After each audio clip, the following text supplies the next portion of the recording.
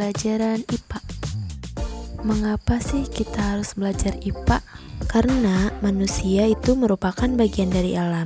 Manusia itu tidak bisa hidup tanpa alam. Manusia membutuhkan udara atau oksigen untuk bernafas, air bersih untuk diminum, dan buah-buahan.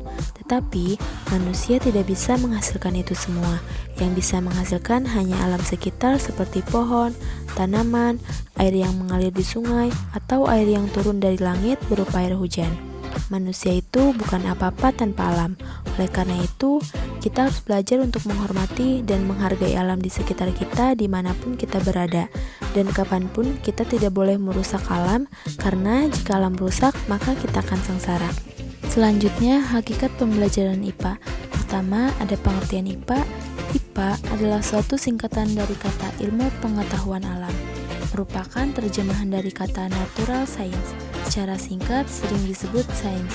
Natural artinya alamiah, berhubungan dengan alam atau bersangkut paut dengan alam. Sedangkan sains artinya ilmu pengetahuan.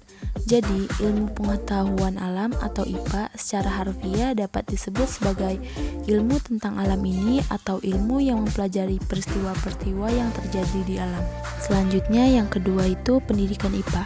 Pendidikan IPA merupakan salah satu aspek pendidikan dengan menggunakan IPA sebagai alat untuk mencapai tujuan pendidikan pada umumnya dan tujuan pendidikan sains khususnya.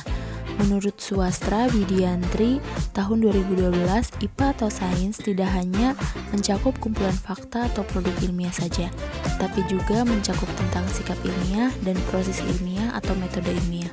Selanjutnya yang ketiga ada karakteristik pendidikan IPA. Nah, dalam proses belajar IPA itu melibatkan hampir semua alat indera, seluruh proses berpikir, dan berbagai macam gerakan otot. Selain itu juga, belajar IPA dilakukan dengan menggunakan berbagai macam cara, misalnya observasi, eksplorasi, dan eksperimentasi. Lalu, belajar IPA juga memerlukan berbagai macam alat, terutama untuk membantu pengamatan. Lalu, belajar IPA juga seringkali melibatkan kegiatan-kegiatan temu ilmiah, studi kepustakaan, mengunjungi suatu objek, penyusunan hipotesis, dan yang lainnya. Yang terakhir, belajar IPA merupakan proses aktif. Selanjutnya yang keempat ada tujuan pendidikan IPA. Nah, diantaranya pertama untuk memperoleh keyakinan terhadap Tuhan Yang Maha Esa, karena dengan belajar IPA, siswa dapat mengetahui keberadaan, keindahan, dan keteraturan alam. Kedua, mengembangkan rasa ingin tahu, sikap positif, dan kesadaran tentang adanya hubungan yang saling mempengaruhi antara IPA, lingkungan, teknologi, serta masyarakat. Ketiga, siswa akan mengembangkan pengetahuan dan konsep-konsep IPA yang bermanfaat dan dapat diterapkan dalam permasalahan di kehidupan sehari-hari. Selanjutnya, kelima ada ruang lingkup IPA. Ruang lingkup IPA yaitu makhluk hidup, energi dan perubahannya, bumi dan alam semesta, serta proses materi dan sifatnya.